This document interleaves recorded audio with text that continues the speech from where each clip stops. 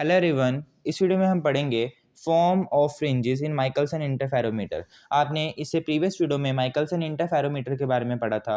उसमें मैंने आपको बताया था कि माइकलसन इंटरफेरोमीटर क्या होता है, उसकी क्या कंस्ट्रक्शन होती है और उसकी क्या वर्किंग होती है। उसकी वर्किंग में मैंने आपको समझाया था कि आपकी जो रे ऑफ लाइट M1 से वापस रिफ्लेक्ट होके आ रही है और जो M2 से वापस रिफ्लेक्ट होके आ रही है वो यहाँ क्या करती हैं, सुपर इम्पोज करती हैं, ठीक है। और हमें यहाँ फ्रिंजेस देखने को मिलती हैं, इंटरफेरेंस पैटर्न देखने को मिलता है, ठीक है। तो वो इंटरफेरेंस पैटर्न में आपको कैसी शेप की फ्रिंजेस देखने को मिल सकती हैं उसको हम इस वीडियो में डिस्कस करेंगे।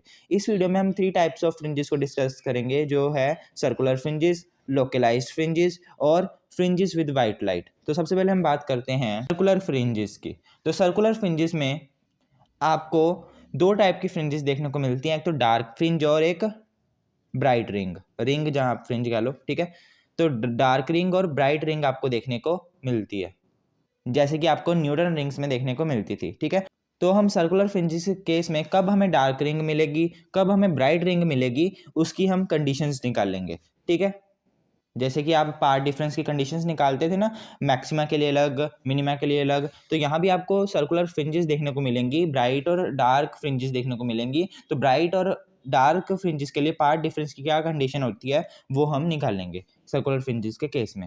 देखिए, आपको पता है कि आपकी एक रे तो यहाँ से M1 से आ रही है, एक रे आपकी M2 से आ रही है जो रिफ्लेक्ट होके आ रही है, ठीक है।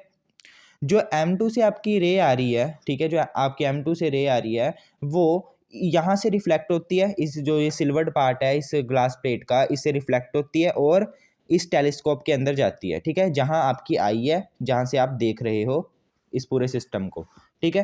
तो आपको ऐसा लगेगा कि जो ये M2 है ये यहाँ है, ठीक है, क्योंकि जी रे ऑफ लाइट यहाँ से रिफ्लेक्ट होकर यहाँ आ रही है। तो इसको आप जब पीछे की तरफ ट्रेस करते हो तो आपको ऐसा लगेगा कि ये जो रे ऑफ लाइट है ये यहाँ से आ रही है, ठीक है। इसका मतलब जो ये M2 है ये यहाँ आपको लगेगा, जो कि इस M2 की इमेज होगी यहाँ, जिसको हमने नाम दे दिया M2 डैश, ठीक है। मैं आपको एग्जांपल से समझाऊँ तो देखिए, ये आप मान लीजिए ये आपका मिरर है, ठीक है, ये आपका एक मिरर है, ये आपका कोई ऑब्जेक्ट है, ठीक है, और आप यहाँ खड़े हो S2 पे, S1 पे आपका कोई ऑब्जेक्ट है, S2 पे आप यहाँ खड़े हो।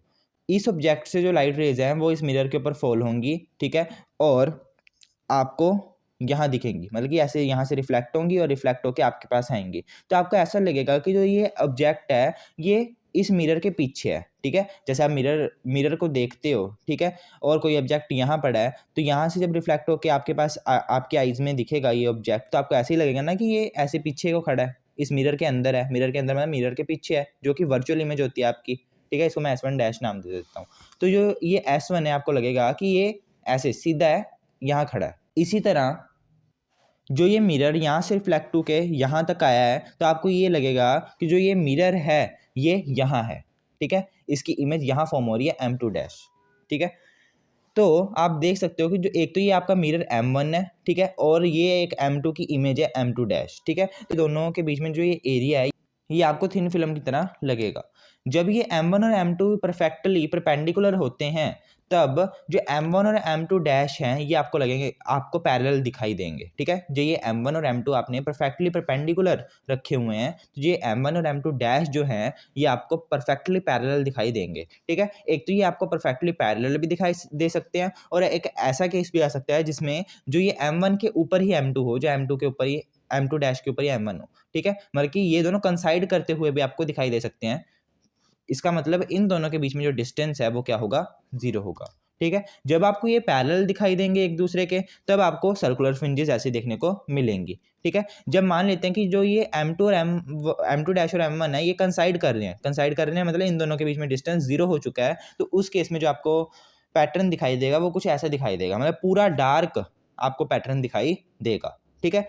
अब हम बात करेंगे जो ये सर्कुलर फ्रिंजेस हैं, इन सर्कुलर फ्रिंजेस जो आपको दिखाई देंगी, ठीक है, उनमें कब आपको डार्क फ्रिंज दिखाई देगी, कब आपको ब्राइट फ्रिंज दिखाई देगी। आपको इतना तो पता चल गया कि ये आपको सर्कुलर फ्रिंजेस कब दिखाई देंगी, जब M1 और M2 डैश क्या होंगे, एक दूसरे के पैरेलल होंगे। तो हम सर्कुलर फ्रिंजेस में 2 केसेस पढ़ेंगे। एक तो केस हम ये पढ़ेंगे जब ये दोनों पैरेलल होंगे, एक केस हम ये पढ़ेंगे जब ये दोनों कंसाइड कर रहे होंगे। तो पैरेलल का केस पढ़ते हैं। इन दोनों मिरर इमेजेस को, मतलब कि दोनों जो ये मिरर्स हैं इनको मैं नेक्स्ट पेज पे बनाता हूँ और ये आपका एस सोर्स है, ठीक है, यहाँ से आपकी लाइट ऐसे आएगी, मैं आपको दिखाता हूँ कैसे। ये देखिए मैंने ये मिरर्स यहाँ बना दिए हैं M2 और M1, ठीक है।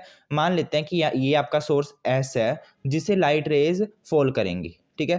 तो एक तो लाइट रे ऐसे आ रही है जो इस M2 से रिफ्लेक्ट होके ऐसे जाएगी, ठीक है। एक लाइट रे आप मान लीजिए कैसे आ रही है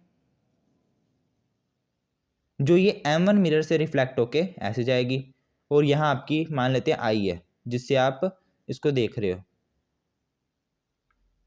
ठीक है। अच्छी सी आई बना लेते हैं। अब आप ये दोनों रेज जो रे बीम्स आ रही हैं, ठीक है, जो ये रेज आ रही हैं, इन दोनों को आप पीछे रिट्रेस करोगे तो आपको यहाँ ये पॉइंट देखने को मिलेंगे। ये वाली रे का जो इमेज है वो यहाँ दिखेगी S1, ठीक है, और जो ये वाली रे है इसको आप पीछे ट्रेस करोगे तब आपको यहाँ ये पॉइंट दिखेगा S2। ये जो S1 और S2 हैं ये क्या हैं, इमेजेस हैं S की, ठीक है। S की ये दो इमेजेस बन गई S1 और S2, जिनके बीच में जो डिस्टेंस है वो क्या है हम मान लेते हैं। देखिए जो हम माने कि जो ये M1 और M2 है इनके बीच में डिस्टेंस D है, स्मॉल d है, ठीक है। तो जो हम प्लेन मिरर की प्रॉपर्टी का यूज़ करें तो जो रे M1 से और जो रे M2 से मतलब कि रिफ्लेक्ट हुई है, ठीक है, जो रे M1 से और M2 से रिफ्लेक्ट हुई है वो जब पीछे हम उसको रिट्रेस करेंगे तो उनके बीच में जो डिस्टेंस होगा वो 2D होगा, ठीक है। जब मिरर्स के बीच में डिस्टेंस D है तो इन दोनों की जो इमेजेस होंगी उनके बीच में जो डिस्टेंस होता है वो 2D होता है, ठीक है। ये प्लेन मिरर की एक एप्लीकेशन या हम कह सकते हैं प्रॉपर्टी होती है। अब जो ये दो लाइट रेज हैं, जो दो लाइट बीम्स हैं, इनके बीच में कितना पाथ डिफरेंस है उसको हम निकालेंगे, ठीक है। तो जब हम इन दोनों के बीच में पाथ डिफरेंस को निकालेंगे तब हमें पता चलेगा कि कब ब्राइट फ्रिंज में बनेगी, कब डार्क फ्रिंज बनेगी, ठीक है। हमें पता है ना कि जब ये M1 और M2 हमने यहाँ क्या रखे हैं, पैरेलल रखे हैं ना, तो पैरेलल के केस में हम क्या होता है हमें सर्कुलर फ्रिंजेस देखने को मिलती हैं। तो सर्कुलर फ्रिंजेस में डार्क फ्रिंज कब बनेगी, कब ब्राइट बनेगी वो हम देखेंगे, ठीक है। तो इसको मैं क्या करता हूँ, यहाँ से मैं एक परपेंडिकुलर ड्रॉ कर लेता हूँ। यहाँ मैंने एक परपेंडिकुलर ड्रॉ कर लिया। ये आपका एंगल क्या है, थीटा है। हमने यहाँ परपेंडिकुलर इसलिए ड्रॉ किया क्योंकि जो ये दो लाइट रेज जो S1 और S2 से आती हुई आपको लगेंगी, ऐसे S सोर्स से यहाँ से ये M2 से रिफ्लेक्ट हुई, एक रे ऑफ लाइट M1 से रिफ्लेक्ट हुई और आपकी आई तक पहुंची। आपकी आई को ऐसा लगेगा कि जो ये दोनों लाइट रेज आ रही हैं ये S1 और S2 पॉइंट से आ रही हैं, ठीक है। S1 और S2 पॉइंट से आ रही हैं जो कि आपकी वर्चुअल इमेजेस हैं S की, ठीक है।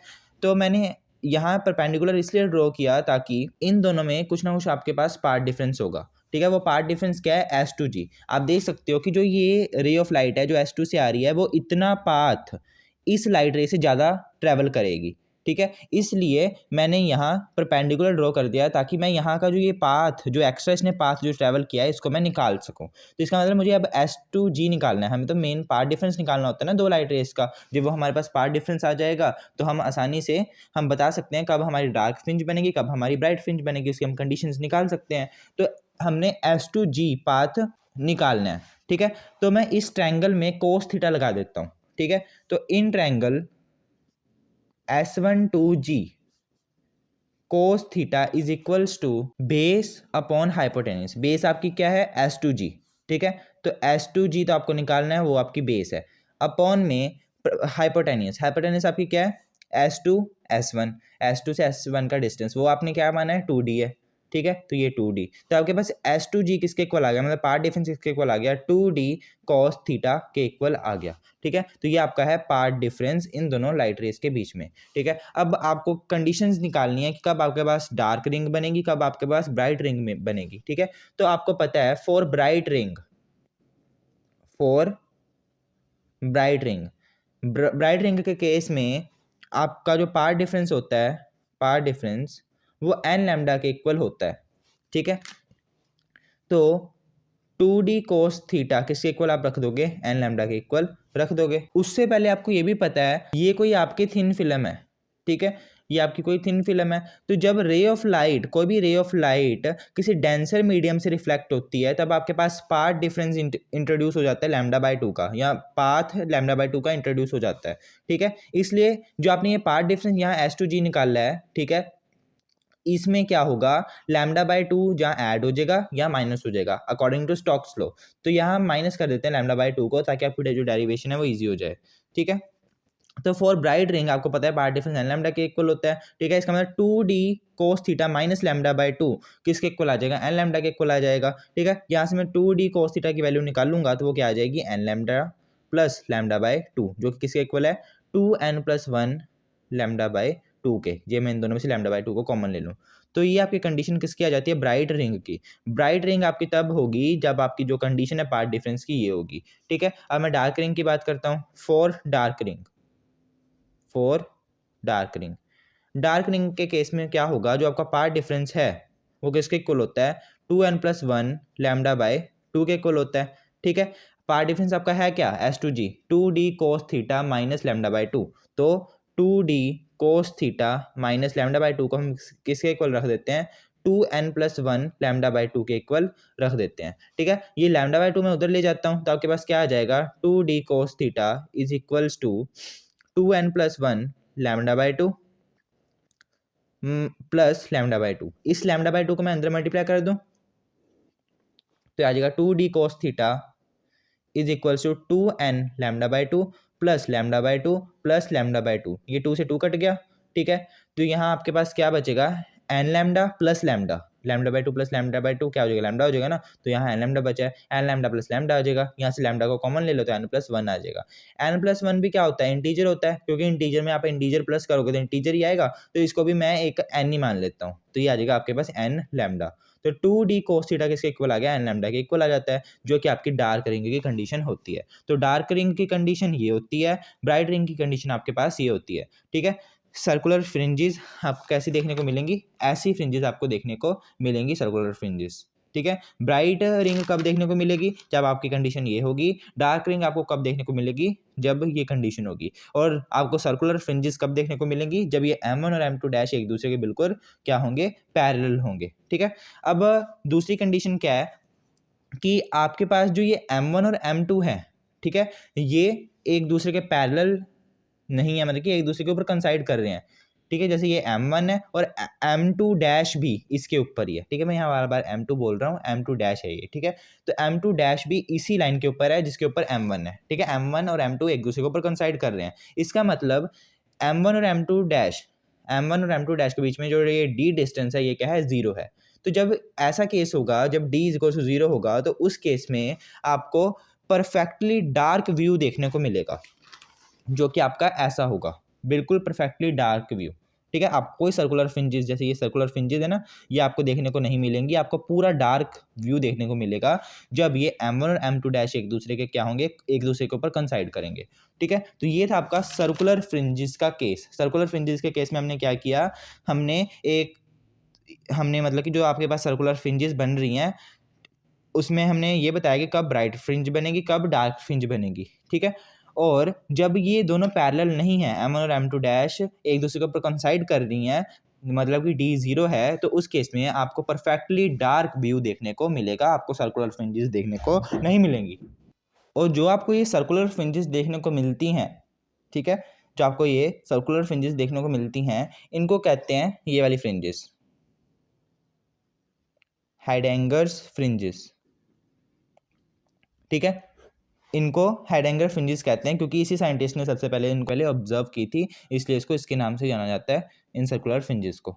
अब हम बात करते हैं लोकलाइज्ड फ्रिंजेस की। आपने सर्कुलर फ्रिंजेस में देखा, जब आपके M1 और जो M2 डैश हैं ये एक दूसरे के पैरेलल होंगे तब आपको सर्कुलर फ्रिंजेस देखने को मिलेंगी, ठीक है। मतलब कि जब ये थिन फिल्म को बनाएंगे, ठीक है। जब ये थिन फिल्म फॉर्म करेंगे जिसकी थिकनेस क्या है, यूनिफॉर्म है, मतलब कि एक ही है, वेरी नहीं कर रही, तो उस केस में आपको सर्कुलर फ्रिंजेस देखने को मिलेंगी। पर मान लेते हैं जो आपके M1 और M2 डैश हैं, इस केस में आपको थिन फिल्म नहीं बना के दे रहे, आपको वेज शेप फिल्म जैसी आपको दिख रही है। एक तो आपका ये M1 ऐसे है, ठीक है, और M2 डैश आपका ऐसे है, ठीक है। आपकी जो फिल्म बन रही है ये M2 डैश है, ठीक है। M2 डैश और M1 डैश में जो ये फिल्म बन रही है, सॉरी M1 और M2 डैश में जो ये फिल्म बन रही है, ये वेज शेप फिल्म जैसी बन रही है, मतलब कि इसकी जो थिकनेस है वो वेरी हो रही है, ठीक है। तो इस केस में जो आपको फ्रिंजेस मिलेंगी वो आपको ऐसी मिलेंगी,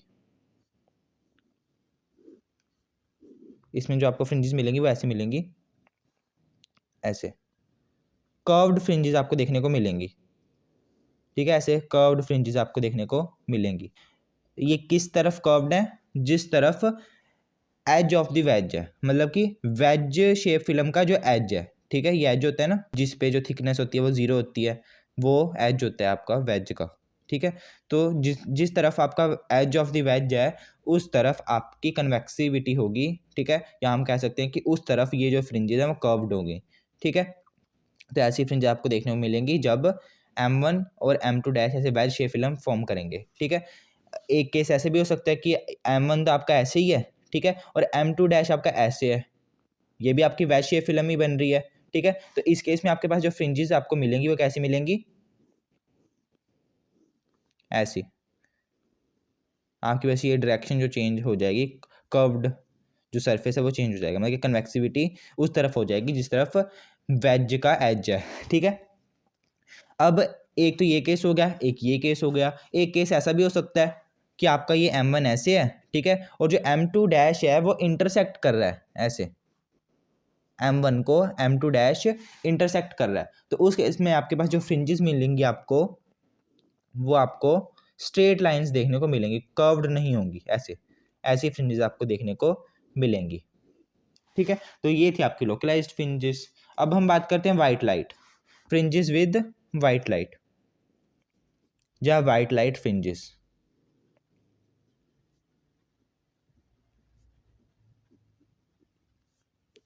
फ्रिंजेस विद वाइट लाइट, तो वाइट लाइट के केस में कैसे आपको फ्रिंजेस देखने को मिलेंगी वो देखते हैं।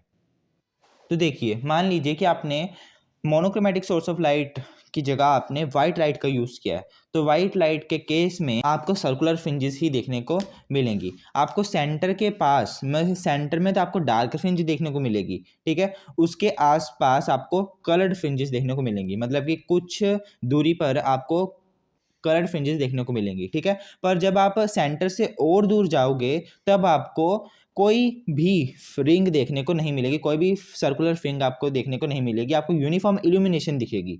ठीक है, जैसे कि सेंटर के पास तो आपको डार्क फ्रिंज मिली, फिर आपको कोई और कलर की फ्रिंज दिखी, और कलर की फ्रिंज दिखी, मतलब कि 8-10 आपको डिफरेंट डिफरेंट कलर्स की फ्रिंजेस देखने को मिली, सर्कल्स देखने को मिले। ठीक है, बट कुछ देर बाद जो डिफरेंट डिफरेंट कलर्स हैं उनकी ओवरलैपिंग होना स्टार्ट हो जाएगी। ठीक है, ओवरलैपिंग के कारण आपको जो आगे जो फ्रिंजेस हैं वो नहीं देखने को मिलेंगी, सिर्फ आपको वाइट लाइट देखने को मिलेगी, मतलब यूनिफॉर्म इल्यूमिनेशन देखने को मिलेगी। ठीक है, due to the overlapping of different colours. तो ये थी आपकी फ्रिंजेस विद वाइट लाइट। ठीक है, तो हमने सर्कुलर फ्रिंजेस भी पढ़ लिया, लोकलाइज फ्रिंजेस भी, और फ्रिंजेस विद वाइट लाइट भी। नेक्स्ट वीडियो में हम माइकलसन इंटरफेरोमीटर के एप्लीकेशंस के बारे में पढ़ेंगे। ठीक है, तो वो एप्लीकेशन के बाद आपका जो ये यूनिट है interference by division of amplitude, ये आपका कंप्लीट हो जाएगा। और इस वीडियो के नोट्स आपको डिस्क्रिप्शन बॉक्स में मिल जाएंगे। ठीक है, उसमें आपके पास एक लिंक होगा, उसको आपको क्लिक करना है, क्लिक करने के बाद आपके पास नोट की PDF आ जाएगी, आप उसको डाउनलोड कर सकते हो, जो आप लिखना चाहते हो तो वहाँ से लिख भी सकते हो। ठीक है।